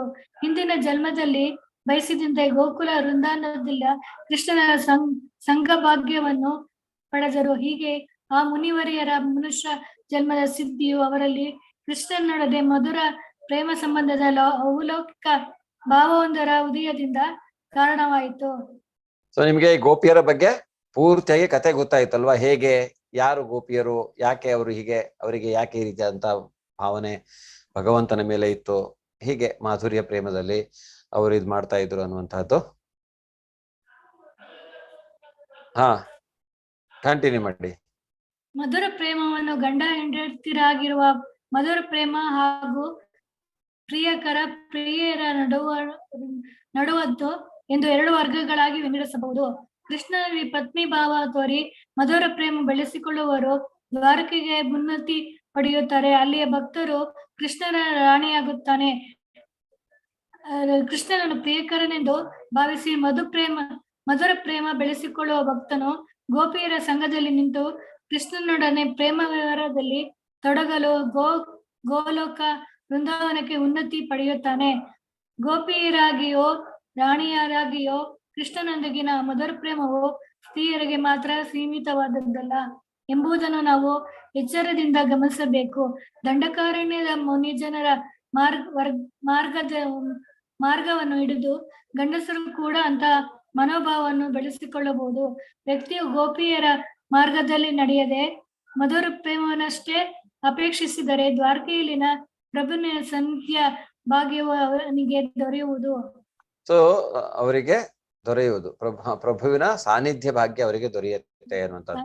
ಸೊ ಇಲ್ಲಿ ಮಧುರ ಪ್ರೇಮ 2 ರೀತಿಯಾದಂಥದ್ದು. ಒಂದು ಗಂಡ ಹೆಂಡತಿಯ ಮಧ್ಯದಲ್ಲಿ, ಇನ್ನೊಂದು ಪ್ರಿಯಕರ ಪ್ರಿಯತಮೆಯ ಮಧ್ಯದಲ್ಲಿ.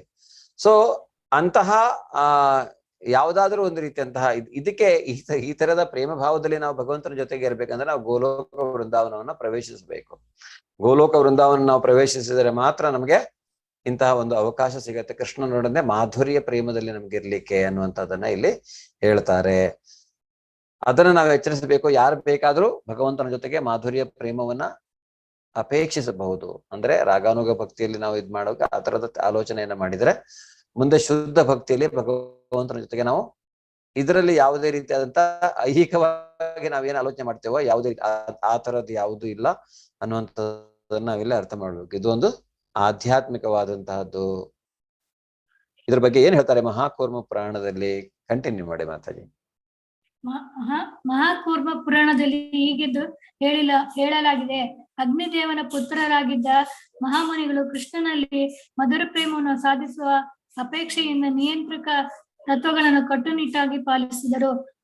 ಆದ್ದರಿಂದ ಅವರ ಮುಂದಣ ಜನ್ಮಗಳಲ್ಲಿ ಅವರು ಸಕಲ ಸೃಷ್ಟಿಯ ಮೂಲ ಪುರುಷರು ವಾಸುದೇವ ಅಥವಾ ಕೃಷ್ಣ ಎಂದು ಖ್ಯಾತನಾದವನ ಸಂಘದಲ್ಲಿರಲು ಅವನನ್ನು ಪತಿಯಾಗಿ ಪಡೆದರು. ಈ ತರ ಅಗ್ನಿದೇವನ ಪುತ್ರರು ಋಷಿಮುನಿಗಳು ಆ ರೀತಿಯಾದಂತಹ ಅಪೇಕ್ಷೆಯಿಂದ ಅವ್ರೇನ್ ಮಾಡ್ತಾರೆ, ಇದು ಮಹಾಕೂರ್ಮ ಪುರಾಣದಲ್ಲಿ ಹೇಳಲಾಗಿದೆ. ಅವರು ಈ ಪ್ರೇಮವನ್ನು ಸಾಧಿಸುವ ಅಪೇಕ್ಷೆಯಿಂದ ನಿಯಂತ್ರಕ ತತ್ವಗಳನ್ನ ಕಟ್ಟುನಿಟ್ಟಾಗಿ ಸಾಧಿಸಿದ್ರು. ಅವರು ಭಗವಂತನ ಕುರಿತಾಗಿ ಆ ರೀತಿಯಾಗಿ ಅವರು ಸೇವೆಯನ್ನ ಮಾಡ್ಕೊಳ್ತಾ ಭಕ್ತಿ ಸೇವೆಯನ್ನ ಮಾಡಿಕೊಂಡು ಆಮೇಲೆ ಭಗವಂತ ವಾಸುದೇವ ಕೃಷ್ಣ ಅವನ ಸಂಘದಲ್ಲಿರುವ ಅವನ ಪತಿಯಾಗಿ ಅವರು ಪಡಿತಾರೆ ಅನ್ನುವಂತಹದ್ದು. ಓಕೆ, ಚಂದ್ರಿಕಾ ಮಾತಾಜಿ. ಹರೇ ಕೃಷ್ಣ ಪ್ರಭುಜಿ. ಹರೇ ಕೃಷ್ಣ ಪ್ರಭುಜಿ, ಧನ್ಯವಾದಗಳು. ಹರೇ ಕೃಷ್ಣ ಮಾತಾಜಿ, ನೀವು ಮ್ಯೂಟ್ ಮಾಡ್ಕೊಳ್ಳಿ. ಚಂದ್ರಿಕಾ ಮಾತಾಜಿ, ಧನ್ಯವಾದಗಳು ಮಾತಾಜಿ. ಓದಿ ಮಾತಾಜಿ. ಸಂಬಂಧಾನುಗ ಭಕ್ತಿ. ತಾಯಿ ತಂದೆಯರಾಗಿಯೋ ಅಥವಾ ಮಿತ್ರರಾಗಿಯೋ ಕೃಷ್ಣನಿಂದ ಆಕರ್ಷಿತರಾಗುವ ಭಕ್ತರು ಕ್ರಮವಾಗಿ ನಂದ ಮಹಾರಾಜ ಅಥವಾ ಸುಬಲನ ಹೆಜ್ಜೆ ಜಾಡಿನಲ್ಲಿ ನಡೆಯಬೇಕು. ನಂದ ಮಹಾರಾಜನು ಕೃಷ್ಣನ ಸಾಕು ತಂದೆ ಮತ್ತು ಕೃಷ್ಣನ ಮಿತ್ರರಲ್ಲೆಲ್ಲ ಸುಬಲನು ರಜಭೂಮಿಯಲ್ಲಿ ಪ್ರಭುವಿಗೆ ಅತ್ಯಂತ ಆಪ್ತನು. ಪ್ರಭುವಿನಲ್ಲಿ ಪಿತೃ ಅಥವಾ ಮಿತ್ರಭಾವವನ್ನು ಬೆಳೆಸಿಕೊಳ್ಳುವ ಪ್ರಕ್ರಿಯೆಯಲ್ಲಿ 2 ವಿಧ ಉಂಟು. ನೇರವಾಗಿ ಪ್ರಭುವಿನ ತಂದೆಯಾಗಲು ಪ್ರಯತ್ನಿಸುವುದು ಒಂದು ವಿಧಾನ. ನಂದ ಮಹಾರಾಜನನ್ನು ಅನುಸರಿಸಿ ಕೃಷ್ಣನ ತಂದೆಯಾಗಿರುವುದರ ಆದರ್ಶವನ್ನು ಆಶಿಸುವುದು ಇನ್ನೊಂದು ಮಾರ್ಗ. ಈ 2ರಲ್ಲಿ ನೇರವಾಗಿ ಕೃಷ್ಣನ ತಂದೆಯಾಗಿರುವ ಪ್ರಯತ್ನವನ್ನು ಶಿಫಾರಸು ಮಾಡಿಲ್ಲ. ಇಂತಹ ಒಂದು ಬೆಳವಣಿಗೆಯು ಮಾಯಾವಾದದ ಜೊತೆ ಬೆರೆತು ಕಲುಷಿತವಾಗಬಹುದು. ಮಾಯಾವಾದಿಗಳು ಅಥವಾ ಅದ್ವೈತಿಗಳು ತಾವೇ ಕೃಷ್ಣನೆಂದು ಬಗೆಯುತ್ತಾರೆ. ತಾನು ಕೃಷ್ಣನ ತಂದೆ ನಂದ ಮಹಾರಾಜನಾಗಿ ಬಿಟ್ಟಿದ್ದೇನೆಂದು ಒಬ್ಬ ವ್ಯಕ್ತಿಯು ಭಾವಿಸಿದರೆ ಅವನ ಪಿತೃಭಾವವು ಮಾಯಾವಾದದೊಂದಿಗೆ ಬೆರೆತು ಕಲ್ಮಶಯುಕ್ತವಾಗುತ್ತದೆ. ಮಾಯಾವಾದದ ಚಿಂತನ ಕ್ರಮವು ಅಪರಾಧವಾದದ್ದು ಮತ್ತು ಯಾವ ಅಪರಾಧಿಯು ಕೃಷ್ಣನ ಸಾನ್ನಿಧ್ಯದಲ್ಲಿರಲು ಭಗವತ್ ಸಾಮ್ರಾಜ್ಯವನ್ನು ಪ್ರವೇಶಿಸಲಾರನು. ಪಾಂಡವರ ರಾಜಧಾನಿಯಾದ ಹಸ್ತಿನಾಪುರದಲ್ಲಿ ವಾಸವಾಗಿದ್ದ ವೃದ್ಧನೊಬ್ಬನ ಕಥೆ ಸ್ಕಾಂದ ಪುರಾಣದಲ್ಲಿದೆ. ಆ ವೃದ್ಧನು ಕೃಷ್ಣನು ತನ್ನ ಪ್ರೀತಿಯ ಪುತ್ರನಾಗಬೇಕೆಂದು ಅಪೇಕ್ಷಿಸಿದ. ನಂದ ಮಹಾರಾಜನು ಕ್ರಮಿಸಿದ ಹಾದಿಯಲ್ಲಿ ನಡೆಯೆಂದು ಆ ವೃದ್ಧನಿಗೆ ನಾರದರು ಉಪದೇಶಿಸಿದರು. ಅವನು ಹಾಗೆಯೇ ಮಾಡಿ ಸಫಲನಾದ. ಮುಂದೆ ಓದ್ಲಾ ಪ್ರಭುಜಿ? ಓದಿ. ನಾರಾಯಣ ವ್ಯೂಹ ಸ್ತವದ ಪ್ರಾರ್ಥನಾ ಪದ್ಯಗಳಲ್ಲಿ ಒಂದು ಮಾತು ಬರುತ್ತದೆ. ಪ್ರಭುವನ್ನು ತಮ್ಮ ಪತಿಯೊಂದೋ ಮಿತ್ರನೆಂದೋ ಪಿತೃವೆಂದೋ ಇಲ್ಲವೇ ಹಿತೈಷಿ ಎಂದೋ ಭಾವಿಸುವ ಜನರು ಸದಾ ಎಲ್ಲರಿಂದ ಪೂಜಾರ್ಹರೆಂಬುದೇ ಆ ಮಾತು. ಕೃಷ್ಣನಲ್ಲಿ ಇರಿಸುವ ಇಂತಹ ಸಹಜ ಪ್ರೇಮವನ್ನು ಕೃಷ್ಣನ ಅಥವಾ ಅವನ ಶುದ್ಧ ಭಕ್ತನ ವಿಶೇಷಾನುಗ್ರಹದಿಂದ ಮಾತ್ರ ಗಳಿಸಿಕೊಳ್ಳಬಹುದು. ಭಕ್ತಿ ಸೇವೆಯ ಈ ಪ್ರಕ್ರಿಯೆಯನ್ನು ಕೆಲವು ಸಲ ಪುಷ್ಟಿ ಮಾರ್ಗ ಎಂದು ಕರೆಯಲಾಗುತ್ತದೆ. ಪುಷ್ಟಿ ಎಂದರೆ ಶಕ್ತಿ ನೀಡುವಂತಹದ್ದು. ಮಾರ್ಗ ಎಂದರೆ ಹಾದಿ. ಕೃಷ್ಣನಲ್ಲಿ ಇರಿಸುವ ಮಧುರ ಪ್ರೇಮ ಭಾವವು ಭಕ್ತಿ ಸೇವೆಯ ಅತ್ಯುಚ್ಚ ಮಟ್ಟಕ್ಕೇರಲು ಪುಷ್ಟಿ ನೀಡುತ್ತದೆ. ಆದ್ದರಿಂದಲೇ ಇದನ್ನು ಪುಷ್ಟಿ ಮಾರ್ಗ ಅಥವಾ ಶಕ್ತಿ ತುಂಬುವ ಹಾದಿ ಎಂದು ಕರೆಯಲಾಗಿದೆ. ವೈಷ್ಣವ ಧರ್ಮದ ವಿಷ್ಣು ಸ್ವಾಮಿ ಪಂಥಕ್ಕೆ ಸೇರಿದ ವಲ್ಲಭ ಸಂಪ್ರದಾಯವು ಕೃಷ್ಣನನ್ನು ಪುಷ್ಟಿ ಮಾರ್ಗದಲ್ಲಿ ಪೂಜಿಸುತ್ತದೆ. ಸಾಮಾನ್ಯವಾಗಿ ಗುಜರಾತಿನ ಭಕ್ತರು ಪುಷ್ಟಿ ಮಾರ್ಗದ ತತ್ವಗಳನ್ನು ಅನುಸರಿಸಿ ಬಾಲಕೃಷ್ಣನನ್ನು ಪೂಜಿಸುತ್ತಾರೆ. ಹರೇ ಕೃಷ್ಣ, ಧನ್ಯವಾದಗಳು. ಹರೇ ಕೃಷ್ಣ. ಸೊ ಇಲ್ಲಿ ಈ ರಾಗಾನುಗ ಭಕ್ತಿ, ಕಾಮಾನುಗ ಭಕ್ತಿ ಅಥವಾ ಈ ಸಂಬಂಧಾನುಗ ಭಕ್ತಿ ಅದು ಹಾಗೆ ಬರುವುದಿಲ್ಲ. ಅದು ಬರುವುದು ಯಾವಾಗ? ನಮ್ಮಲ್ಲಿರುವಂತಹ ಪೂರ್ತಿ ಐಹಿಕ ಕಲ್ಮಶಗಳು ಹೋದ ಮೇಲೆ. ಇದು ಅತ್ಯಂತ ಪವಿತ್ರವಾದಂತಹ ಸಂಬಂಧ ನಾವು ಭಗವಂತನ ಜೊತೆಗೆ ಕಲ್ಪಿಸಿಕೊಳ್ಳುವಂತಹದ್ದು. ಈಗ ನಾವು ಐಹಿಕ ಪ್ರಪಂಚದಲ್ಲಿ ಇರುವಾಗ ಅದನ್ನ ನಾವು ಅದರ ಬಗ್ಗೆ ನಾವು ತಿಳ್ಕೊಂಡಿದ್ದೇವೆ. ಈ ರೀತಿ ಆಗತ್ತೆ ಯಾವಾಗ ನಮ್ಮ ಭಕ್ತಿ ಅನ್ನುವಂಥದ್ದು ಒಂದು ಅಡ್ವಾನ್ಸ್ ಲೆವೆಲ್ ಅಲ್ಲಿ ಹೋದಾಗ. ಸೊ ಆದ್ರಿಂದ ಈ ಕೆಲವರು ಈಗ್ಲೂ ನಾವು ಏನು ಈ ಗುಜರಾತಿನ ಇದರಲ್ಲಿ ಭಕ್ತರು ಪುಷ್ಟಿ ಮಾರ್ಗದ ತತ್ವಗಳನ್ನು ಅನುಸರಿಸಿ ಬಾಲಕೃಷ್ಣನನ್ನ ಪೂಜಿಸ್ತಾರೆ ಅನ್ನುವಂತಹದ್ದು. ಏನನ್ನ ಪುಷ್ಟಿ ಮಾರ್ಗ ಅನ್ನುವಂತಹದ್ದು ಅಂದ್ರೆ ಕೃಷ್ಣನಲ್ಲಿ ಇರಿಸುವ ಇಂತಹ ಸಹಜ ಪ್ರೇಮವನ್ನು ಕೃಷ್ಣನ ಅಥವಾ ಶುದ್ಧ ಭಕ್ತನ ವಿಶೇಷ ಅನುಗ್ರಹದಿಂದ ಮಾತ್ರ ಗಳಿಸಬಹುದು. ಇದು ಬರುವಂತದ್ದು ನಮ್ಗೆ ಯಾವಾಗ ಭಗವಂತನ ಅಂತಹ ಒಂದು ಭಗವಂತ ಕರುಣಿಸ್ಬೇಕು. ಭಕ್ತಿಯ ಮಾರ್ಗದಲ್ಲಿ ನಾವು ಮುಂದೆ ಹೋದಾಗ ಭಗವಂತ ನಮಗೆ ಅಂತಹ ಒಂದು ಅವಕಾಶವನ್ನ ಅವನು ಕರುಣಿಸ್ಬೇಕು. ಅದು ಇಲ್ದೇನೆ ನಾವು ಏನು ಮಾಡ್ಲಿಕ್ಕೆ ಬರೋದಿಲ್ಲ. ಅದನ್ನೇ ಪುಷ್ಟಿ ಮಾರ್ಗ ಅನ್ನುವಂಥದ್ದು. ಅನುಗ್ರಹ ಆಗ್ಬೇಕು ನಮಗೆ. ಅದು ಯಾರಿಂದ? ಶುದ್ಧ ಭಕ್ತನ ವಿಶೇಷ ಅನುಗ್ರಹದಿಂದ ಅಂತ. ಯಾರು ಶುದ್ಧ ಭಕ್ತನ ಇರ್ತಾನೆ ಭಗವಂತನ ಜೊತೆಗೆ ಅಂತಹ ಒಂದು ಸಂಬಂಧವನ್ನ ಕಲ್ಪಿಸಿಕೊಂಡು ಅಂತಹ ಸಂಬಂಧದಲ್ಲಿ ಇರ್ತಾನೆ ಶುದ್ಧ ಭಕ್ತ, ಅಂಥವನ ಅನುಗ್ರಹ ಆಗ್ಬೇಕು. ಅವನು ನಮಗೆ ಕರ್ಕೊಂಡು ಹೋಗ್ಬೇಕು, ಅಲ್ಲಿ ಬಾ ಅಂತ, ಹೀಗೆ ನೀನು ಇಲ್ಲಿ ಅಂತ. ಆವಾಗ ನಮಗೆ ಅಂತಹ ಒಂದು ಅನುಗ್ರಹ ಆಗತ್ತೆ. ಇದನ್ನೇ ಪುಷ್ಟಿ. ಪುಷ್ಟಿ ಅಂದ್ರೆ ಏನು? ನಮಗೆ ಸಿದ್ಧಿ ಪಡೆಕೊಳ್ಳುವಂತಹದ್ದು ಅರ್ಥ ಅಂತ ಒಂದು ಅರ್ಥದಲ್ಲಿ ಆಗತ್ತೆ. ಸಿದ್ಧಿಯನ್ನ ಪಡೆಯುವಂಥದ್ದು ಅಂತ ಪುಷ್ಟಿ ಮಾರ್ಗ ಅಂತ ಅದನ್ನ ಕರೆಯುವಂಥದ್ದು. ಅಂದ್ರೆ ಪುಷ್ಟಿ ಅಂದ್ರೆ ಶಕ್ತಿ ನೀಡುವಂತಹದ್ದು ಅನ್ನುವಂಥದ್ದೇ ಹೇಳ್ತಾರೆ. ಸೊ ಈ ರೀತಿಯಾಗಿ ಅದು ಬರುವಂತಹದ್ದು. ಆದ್ರಿಂದ ನಾವೀಗ ಅದ್ರ ಬಗ್ಗೆ ಜಾಸ್ತಿ ತಲೆ ಕೆಡಿಸ್ಕೊಳ್ಬೇಡ. ಈ ಜ್ಞಾನ ಇಂಪಾರ್ಟೆಂಟ್. ಯಾಕೆಂದ್ರೆ ಭಕ್ತಿ ಮಾರ್ಗದಲ್ಲಿ ಮುಂದೆ ಹೋದಾಗ ಭಕ್ತಿ ಅನ್ನುವಂತಹದ್ದು ಯಾವುದೇ ರೀತಿಯಂತಹ ಅಂದ್ರೆ ಈ ಸೆಂಟಿಮೆಂಟ್ಸ್ ಅಲ್ಲ ಅನ್ನುವಂತಹದ್ದು. ಸೊ ಇದು ತಾನೇ ಬರುವಂತಹದ್ದು. ನಾವು ಈಗ ಶುರು ಮಾಡಿದ್ದೇವೆ.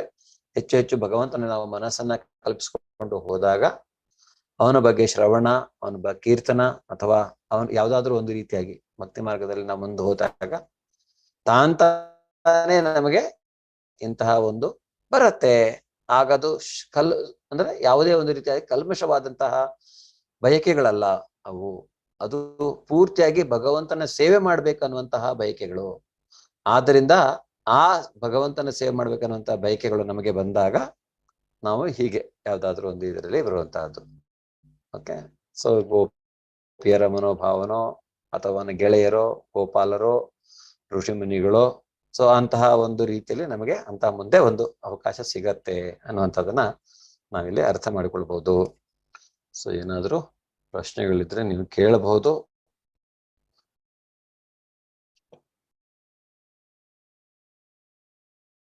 ಇಲ್ಲ ನಾವು ನಾಳೆ ಮತ್ತೆ ಭೇಟಿ ಆಗೋಣ. ಏನಾದ್ರು ನನಗೊಂದು ಪ್ರಶ್ನೆ ಇದೆ. ಆಕ್ಚುಲಿ ಕೇಳಿ ಮಾತಾಡಿ. ನೀವ್ ಹೇಳಿದ್ರಲ್ಲ ಅಂದ್ರೆ ಕೃಷ್ಣಂದ ವೃಂದಾವನದಲ್ಲಿ ಅಂದ್ರೆ ಇರೋದು ಗೋಪಿಕೆಯರೆಲ್ಲಾರುನುವೆ ಅಂದ್ರೆ ಮುಂಚೆ ಸೈನ್ಸ್ ಆಗಿದ್ರು ಅಂತನೋ ಏನೋ, ಅದನ್ನ ಒಂದ್ ಸ್ವಲ್ಪ ಹೇಳ್ತೀರಾ? ಅದ್ ಗೊತ್ತಿಲ್ಲ ನಂಗೆ. ಅದು ಇಲ್ಲ ಅದೇನಾಗತ್ತೆ ಅಂದ್ರೆ ಸೀತೆ ರಾಮನ ಸೇವೆ ಮಾಡೋದನ್ನ ನೋಡಿ ರಾಮಚಂದ್ರ ಪ್ರಭು ಅತ್ಯಂತ ಸುಂದರವಾಗಿರ್ತಾನೆ. ಅವನ ಸೌಂದರ್ಯವನ್ನ ನೋಡಿ ಋಷಿಮುನಿಗಳು ಬೆರಗಾಗ್ತಾರೆ. ಮತ್ತೆ ಸೀತೆ ಸೇವೆಯನ್ನ ಮಾಡ್ತಾಳೆ. ಅದನ್ನ ನೋಡಿ ಅವರಿಗೆ ತಾವು ಅವನ ಜೊತೆಗೆ ಮಾಧುರ್ಯ ಅಂದ್ರೆ ಅವನು ಭಗವಂತ ಅನ್ನೋದು ಅವ್ರಿಗೆ ಗೊತ್ತಿರತ್ತೆ. ಭಗವಂತನ ಅವತಾರ ಅನ್ನೋದು ಗೊತ್ತಿರತ್ತೆ ರಾಮಾವತಾರದಲ್ಲಿ ಬಂದಾಗಲೂ ಸಹಿತ. ಆದರೆ ರಾಮ ಅಲ್ಲಿ ಅವರೇನ್ ಮಾಡ್ಬೇಕು? ರಾಮನನ್ನ ನಾವು ಆಲಂಗಿಸಿಕೊಳ್ಬೇಕು, ಮಾಧುರ್ಯ ಭಾವದಲ್ಲಿ ರಾಮನನ್ನ ಆಲಂಗಿಸಿಕೊಳ್ಬೇಕು ಅನ್ನುವಂಥದ್ದು. ಆದ್ರೆ ಅಲ್ಲಿ ಅವರಿಗೆ ಅವಕಾಶ ಇರುವುದಿಲ್ಲ. ಯಾಕೆಂದ್ರೆ ಅವನ ಅವತಾರ ಕಾರಣ ಮತ್ತೆ ಇದು ರಾಮಾವತಾರದಲ್ಲಿ ಅವನು ಏಕಪತ್ನಿ ವ್ರತಸ್ಥ ಅಂತ ಹೇಳಿದ್ದಾನೆ ನನಗೆ ಇದು. ಆದ್ರೆ ಕೃಷ್ಣ ಅವತಾರ ಆಗಿಲ್ಲ. ಕೃಷ್ಣ ಅವನು ತನ್ನ ಮೂಲ ರೂಪದಲ್ಲಿಯೇ ಬಂದಿರುವವನು. ಅವನು ಭಗವಂತ. ಅವನು ಇಲ್ಲಿ ಅಂದ್ರೆ ಎಲ್ಲವೂ ಅವನ ಜೊತೆಗೆ ವ್ಯವಹರಿಸುವಂತಹದ್ದು ಎಲ್ಲವೂ ಒಂದು ಪವಿತ್ರಕರವಾದಂತಹದ್ದು. ಸೊ ಆದ್ರಿಂದ ಆ ಋಷಿಮುನಿಗಳಿಗೆ ಅಲ್ಲಿ ಅವಕಾಶ ಸಿಗುವುದಿಲ್ಲ. ಅವರಿಗೆ ಹೇಳ್ತಾರೆ, ಅವರು ಪ್ರಾರ್ಥನೆ ಮಾಡ್ತಾರೆ, ಓಕೆ ನಮಗೆ ವೃಂದಾವನದಲ್ಲಿ ಹೀಗೆ ಗೋಪಿಕಾಶ್ರೀಯರಾಗಿ ನಾವು ಬರುವಂತೆ ಅವ್ರ ಮನಸ್ಸಿನಲ್ಲಿ ಕಲ್ಪಿಸಿಕೊಂಡು ಅದನ್ನ ರಾಮನ ಹತ್ರ ಕೇಳ್ತಾರೆ. ಆಗ ರಾಮ ಮೌನವಾಗಿರ್ತಾನೆ. ಅಂದ್ರೆ ಅವರಿಗೆ ಅವನು ಸಮ್ಮತಿಯನ್ನ ಸೂಚಿಸಿದ್ದಾನೆ ಅಂತ. ಅದಕ್ಕೆ ಆಮೇಲೆ ಅವರು ಆ ಋಷಿಮುನಿಗಳೆಲ್ಲ ಇಲ್ಲಿ ಗೋಪಿಕಾಶ್ರೀಯರಾಗಿ ಬಂದು ಮತ್ತೆ ಜನಿಸ್ತಾರೆ ಅವನ ಜೊತೆ ಲೀಲೆ ಮಾಡೋದಕ್ಕೆ. ಸೊ ಇಲ್ಲಿ ಚೈತನ್ಯ ಮಹಾಪ್ರಭುಗಳು ಅವನ ಜೊತೆ ಬಂದಿರುವಂತಹ ಯಾರು ಗೋಪಿಯರಾಗಿದ್ರು, ಈ ರೂಪ ಗೋಸ್ವಾಮಿ, ಸನಾತನ ಗೋಸ್ವಾಮಿ, ನಾವು 6 ಜನ ವೃಂದಾವನ 6 ಗೋಸ್ವಾಮಿಗಳಿಗೆ ನಾವು ಕೈ ಮುಗಿತೀವಲ್ಲ, ಪ್ರಾರ್ಥನೆ ಮಾಡ್ತೀವಲ್ಲ, ಸೊ ಅವರೆಲ್ಲ ಭಗವಂತನ ಹತ್ತಿರದ ಗೋಲೋಕ ವೃಂದಾವನದಲ್ಲಿ ಅವನ ಜೊತೆ ನಿತ್ಯ ಒಡನಾಡಿಗಳು. ಅವನ ಹತ್ತಿರದಲ್ಲಿ ಅಂದ್ರೆ ಅವರ ಭಾವವೇ ಪ್ರೇಮ ಭಾವ, ಭಗವಂತನ ಜೊತೆಗೆ ಪ್ರೇಮ ಪೂರ್ವಕವಾದಂತಹ ಒಂದು ಸೇವೆಯಲ್ಲಿ ನಿರತರಾಗಿರುವಂತವ್ರು ಅವರೆಲ್ಲ. ಹರೇ ಕೃಷ್ಣ ಮಾತಾಜಿ. Thank you. ಧನ್ಯವಾದಗಳು ಮಾತಾ. ಹರೇ ಕೃಷ್ಣ. ಹರೇ ಕೃಷ್ಣ ಪ್ರಭುಜಿ, ಧನ್ಯವಾದಗಳು ಪ್ರಭುಜಿ. ಧನ್ಯವಾದಗಳು. ಹರೇ ಕೃಷ್ಣ. ಎಲ್ರಿಗೂ ಧನ್ಯವಾದಗಳು. ನಾಳೆ ಭಾವಭಕ್ತಿ ಅದ್ರ ಬಗ್ಗೆ ತಿಳ್ಕೊಂಡು ಆಮೇಲೆ ಪ್ರೇಮ ಭಕ್ತಿಯ ಬಗ್ಗೆ ತಿಳ್ಕೊಳ್ಳೋಣ. 3 ಚಾಪ್ಟರ್ ಇದೆ. ಸೊ ನಾವು ಮೊದಲನೇ ಸೆಕ್ಷನ್ ಭಕ್ತಿ ರಸಾಮೃತ ಸಿಂಧುವನ್ನ ಕಂಪ್ಲೀಟ್ ಮಾಡ್ತೇವೆ. ಇನ್ನು 3 ಚಾಪ್ಟರ್ ಇದೆ. ಓಕೆ. ಹರೇ ಕೃಷ್ಣ. ಹರೇ ಕೃಷ್ಣ. ಧನ್ಯವಾದಗಳು. ಧನ್ಯವಾದಗಳು.